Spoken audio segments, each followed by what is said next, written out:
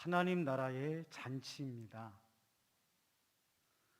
오늘 우리가 드리고 있는 이 예배는 사람들이 모여서 그저 안부를 묻고 소식을 듣는 것이 아니라 살아계신 하나님 아버지 앞에 예배하는 것입니다. 그리고 그 예배는 하나님 나라의 맛을 경험하는 예배입니다.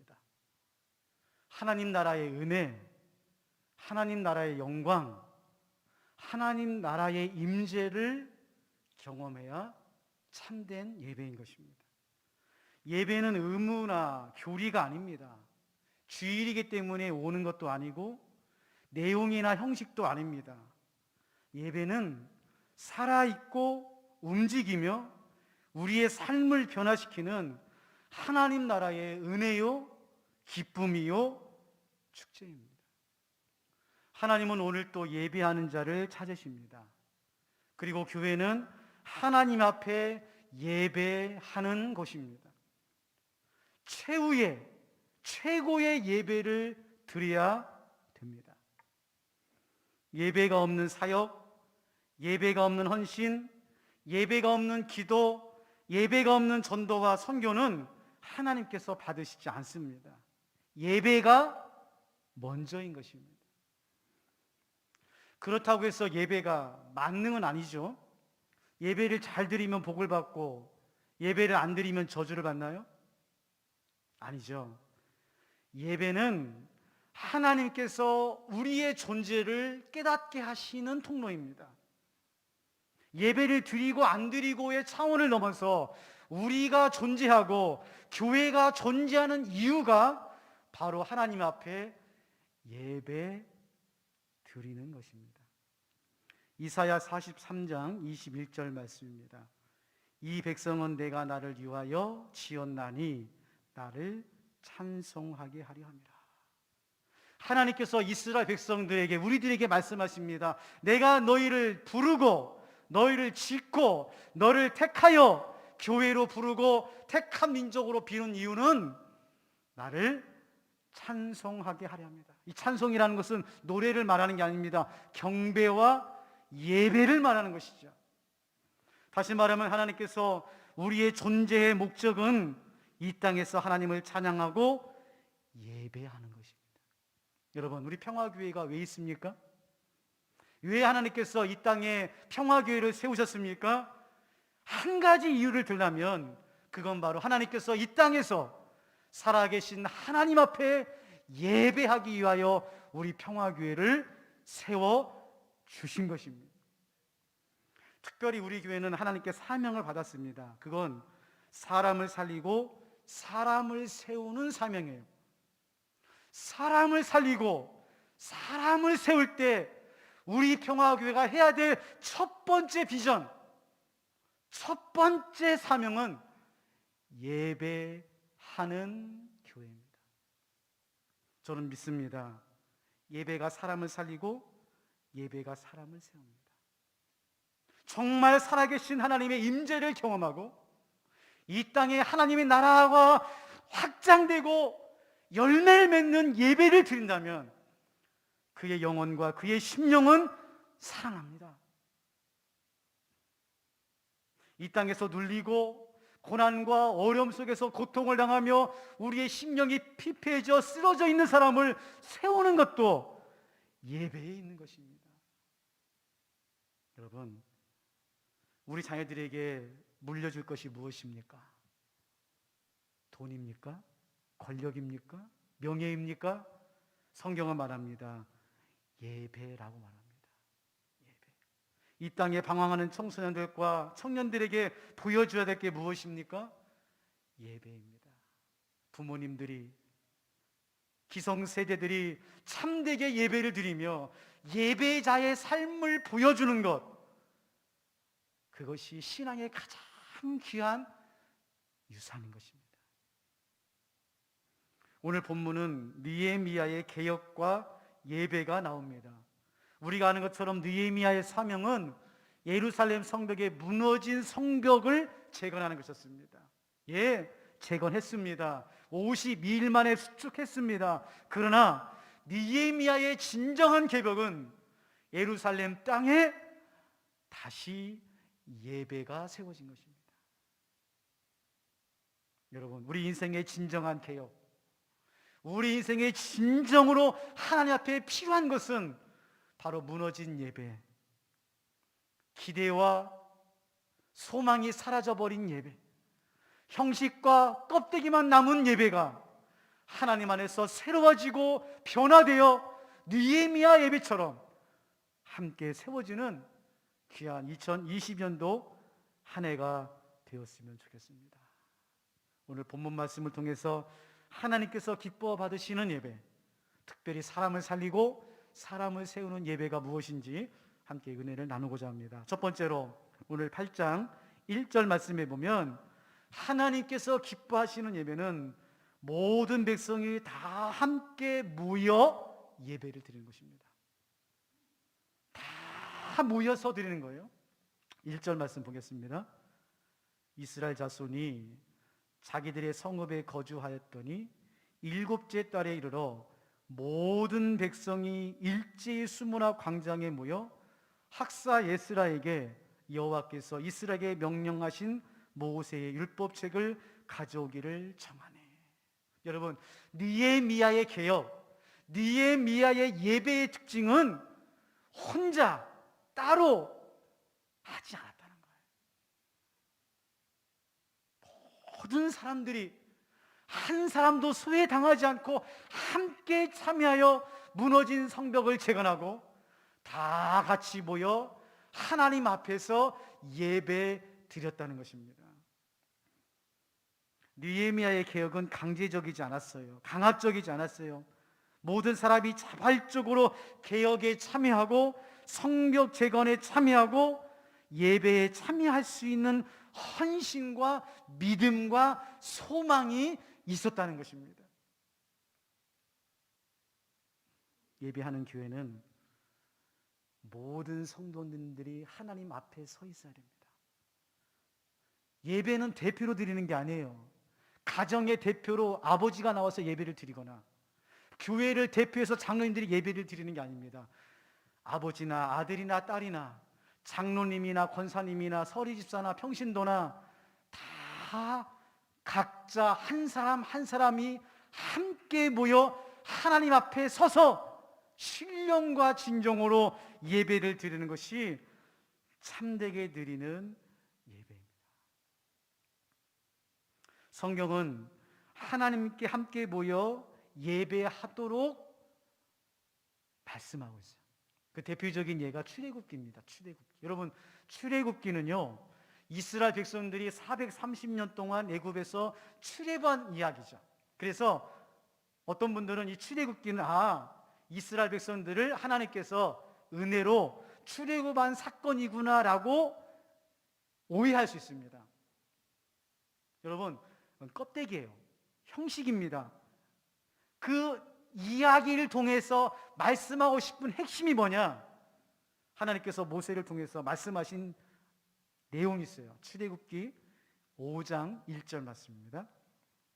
그 후에 모세와 아론이 바로에게 가서 이르되 이스라엘의 하나님 여호와께서 이렇게 말씀하시기를 내 백성을 보내라. 그러면 그들이 광야에서 내 앞에 절기를 지킬 것이니라 하셨나이다. 왜 하나님께서 이스라엘을 출애굽했나요?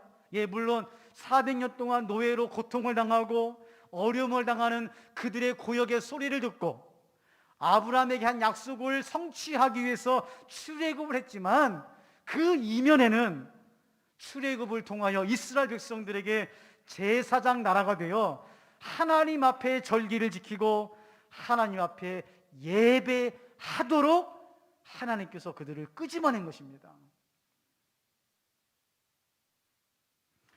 하나님께서 광야에서 이스라엘 백성들에게 하신 일이 무엇이죠? 홍해를 가르시고 만나와 메추라기를 먹이고 구름기둥 불기둥으로 그들을 인도하신 것인가요? 아니에요. 하나님께서 광야 40년 동안 이스라엘 백성들에게 하신 중요한 일이 두 가지입니다. 하나는 시내산 계명이고 하나는 성막을 만드는 거예요. 하나님께서 모세를 통하여 율법, 법을 주셨어요. 왜냐하면은 이제 나라를 이루기 위해서는 사람이 필요해요. 그래서 장정만 60만, 200만 명의 사람이 되었습니다. 자, 그 다음에 땅이 필요하죠. 그래서 그들을 젖과 꿀이 흐르는 땅으로 인도합니다. 땅도 마련해 줬어요. 자, 그러면 사람도 있고 땅도 있어요. 그러나 나라가 되기 위해서는 중요한 게 하나 더 빠졌죠. 뭘까요? 주권입니다. 주권. 그 나라의 주인이 국민이라고 하는 법이 필요한 거예요. 그래서 하나님께서 이스라엘 백성들에게 율법을 주신 겁니다. 너희는 내가 택한 백성이라고 하는 법이죠. 그런데요, 그것보다 더 많은 분량이 무엇으로 채워졌느냐? 출애굽기가 40장인데요 출애굽기 19장부터 40장까지 절반 이상이 성막을 만드는 내용으로 채워져 있습니다. 성막을 만드는 거예요. 하나님께서 모세에게 꼼꼼하게 성막은 이렇게 만들어라, 장막은 이렇게 만들어라고 하셨고, 모세는 그 말씀을 그대로 받아서 성막을 지었는데, 여러분, 성막을 왜 짓습니까? 성막이 하는 역할이 뭐예요? 하나님 앞에 예배 드리는 것이죠.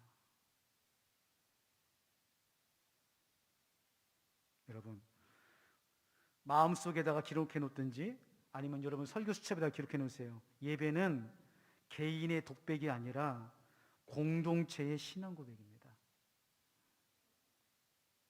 무슨 말이에요? 나 혼자 은혜 받고 끝나는 것이 예배가 아니에요. 예배는 나 혼자 왔다 갔다 하는 것이 예배가 아닙니다. 그건 예배를 진짜 1도 모르는 사람이에요. 예배는 공동체의 신앙 고백이에요. 평화교회라고 하는 평화교회 공동체가 하나님 앞에 신앙을 고백하는 것이 예배예요. 두 번째로 오늘 말씀해 보면, 사람을 살리고 사람을 세우는 예배는 예배 가운데 하나님의 말씀이 중심이고 하나님의 말씀이 선포되는 것입니다. 5절과 6절 말씀입니다.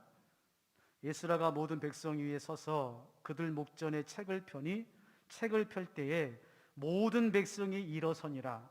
에스라가 위대하신 하나님 여호와를 송축하며 모든 백성이 손을 들고 아멘 아멘 하고 응답하고 몸을 굽혀 얼굴을 땅에 대고 여호와께 경배하니라. 느헤미야의 예배의 중심, 아니 오늘 우리 평화교회의 예배의 중심은 살아계신 하나님의 말씀이어야 됩니다. 여러분, 예배는 우리에게 눈으로 볼 때는 사람이 모이죠. 두세 사람이 모이던 200~300명이 모이던 2~3,000명이 모이던 사람이 모이는 것 같아요. 자칫 잘못하면 사람의 소리가 커지고 끝날 수 있어요.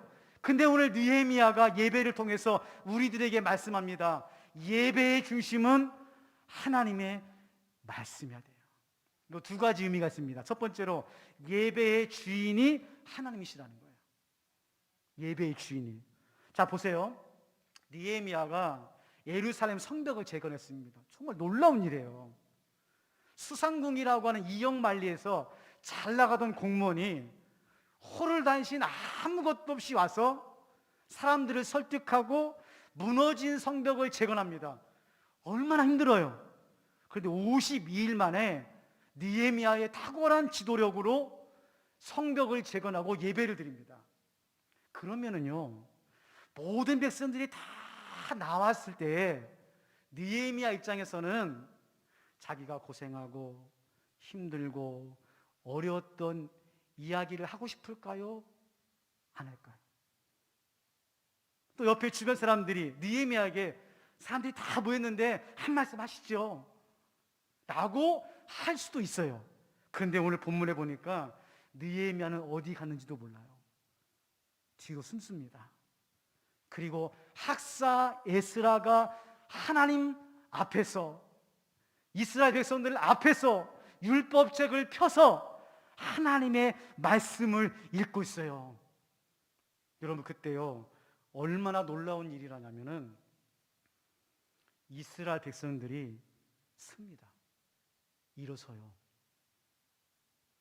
하루 종일 에스라가 하나님 말씀을 선포할 때 이스라엘 백성들이 온종일 다 서서 하나님의 말씀을 듣고 있습니다. 이야, 우리 교회도 말씀을 다 서서 들을까요?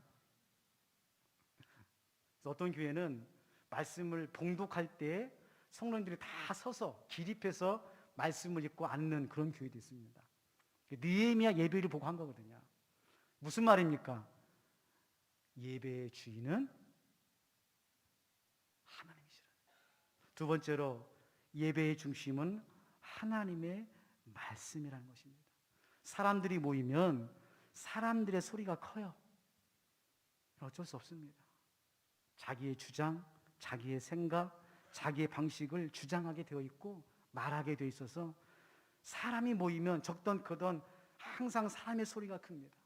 그런데 오늘 느헤미야의 예배는 하나님의 말씀만 낭낭하게 울리고 있는 거예요.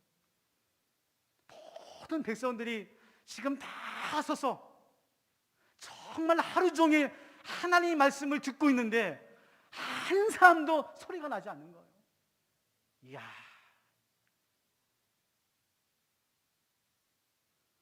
여러분, 하나님의 임재가 바로 이런 것입니다. 오직 하나님의 말씀을 사모하고 하나님 말씀을 기다리고 하나님 말씀을 듣는 예배예요. 시편 130편 5절과 6절 말씀입니다. 나 곧 내 영혼은 여호와를 기다리며 나는 주의 말씀을 바라는도다.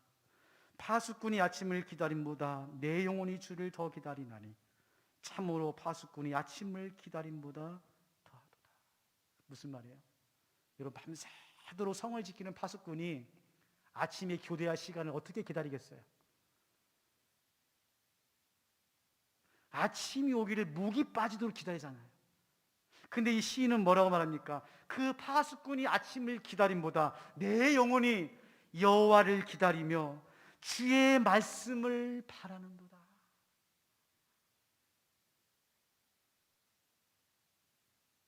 예배는 항상 말씀이 중심이어야 됩니다. 예배에서 은혜를 받았다는 말은 하나님 말씀을 받아 은혜 받았다는 말이에요. 내가 한 주간 예배로 산다는 말은 내가 한 주간 하나님 말씀을 받은 대로 산다는 말이에요. 저는 간절히 기도합니다. 사랑하는 성도님들, 여러분이 예배를 드리고 저 성전문을 나갈 때 한 주간을 사시면서 하나님의 말씀이 여러분의 마음에 남아 내내 여러분을 인도하시는 하나님의 말씀을 붙잡고 사모하고 기다리는 예배가 되기를 주님의 이름으로 축원합니다. 세 번째로 사람을 살리고 사람을 세우는 예배는 진정한 회개가 있는 예배입니다. 회개가 있는 변화된 예배예요. 8절과 9절 말씀입니다. 하나님의 율법의 말씀을 듣고 다 우니라. 하나님의 율법의 말씀을 듣고 다 우니라. 총독 느헤미야와 지상겸 헥사 에스라와 백성을 가르치는 네 사람들이 모든 백성에게 이르기를 오늘은 너희 하나님 여호와의 성일이니 슬퍼하지 말며 울지 말라. 여러분, 왜 이스라엘 백성들이 울어요? 하나는 너무 감격해서 우는 겁니다. 왜냐하면 이 땅에서 바벨론에 의하여 멸망을 당하고 예배를 드리지 못했거든요. 예루살렘의 땅에 말씀이 선포되지 않았어요. 70년 동안 예배와 말씀이 멈춰 있었는데 느헤미야의 개혁과 예배를 통하여 이제 예루살렘 성전에 하나님의 말씀이 선포되니까 너무나 감격스러운 거예요. 그런데 또 한 가지가 있습니다. 그건 바로 하나님의 말씀을 받으니 내가 얼마나 큰 죄인인지, 내가 하나님 마음을 얼마나 아프게 했는지를 자복하며 우는 거예요. 말씀 읽지 않겠지만 느헤미야 9장 3절 말씀도 똑같습니다.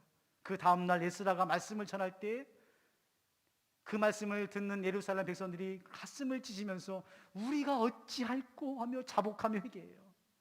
여러분, 하나님의 말씀은 우리의 마음을 만지고 치유하는 능력이 있습니다.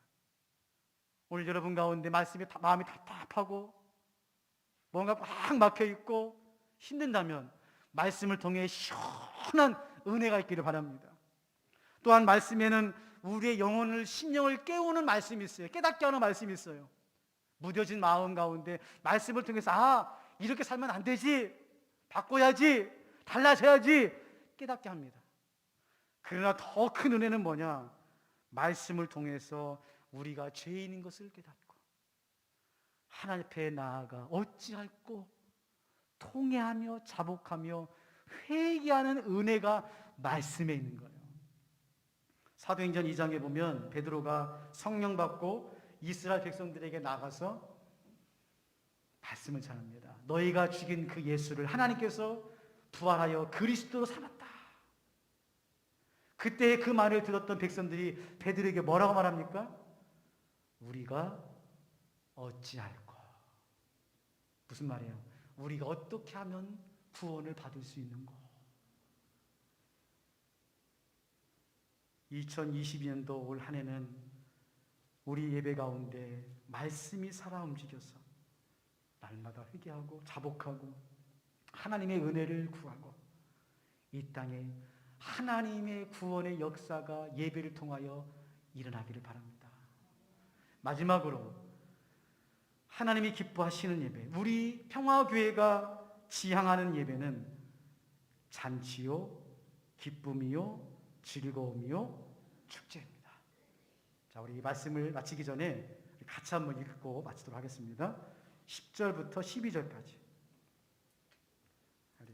한 목소리로 정말 하나님, 우리 평화교회에 이런 일이, 이런 예배가 세워지게 하여 주시옵소서 하는 마음으로 10절부터 12절까지 같이 한번 읽겠습니다. 시작.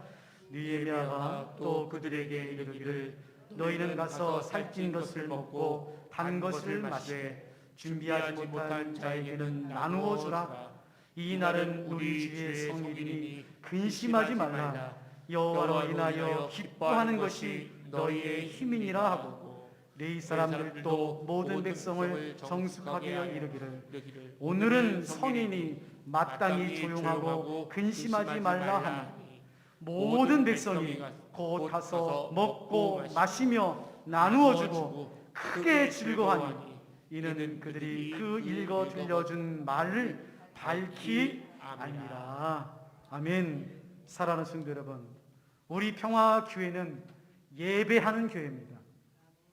예배를 논하는 교회가 아니에요. 예배를 이야기하는 교회가 아니라 예배를 드리는 교회입니다. 바라기는 매주마다 드리는 예배, 여러분 예배 보지 마시고 예배를 드리시기를 바랍니다. 진정한 예배는 하나님 나라의 맛을 보는 예배예요. 맛을 봐야 돼, 맛을. 예배 중에 하나님의 말씀을 받으시기를 바랍니다. 한 말씀이라도 여러분 마음밭에 떨어지면 그 말씀을 붙잡고 한 주간 예배자의 삶을 살아가시기를 바랍니다. 예배 가운데 진정한 변화가 있기를 바랍니다. 고칠 건 고치고 바꿀 건 바꾸고 내 심령과 내 삶 가운데 하나님 앞에 자복하며 회개하는 역사가 예배 가운데 있었으면 좋겠습니다. 마지막으로 우리 평화교회 예배는 하나님 나라의 잔치요 축제입니다. 여러분, 이제 코로나가 잠잠해지고 종식이 되고 다시 일상을 회복하며 마음껏 예배 드릴 날이 오고 있습니다. 여러분, 그때를 고대하면서 오늘부터 드리는 이 52주의 예배가 여러분 인생에서 매주마다 하나님의 나라를 맛보는 잔치요 기쁨이 되시기를 주님의 이름으로 축원합니다. 하나님 아버지, 하나님께서 우리 평화교회의 첫 번째 비전으로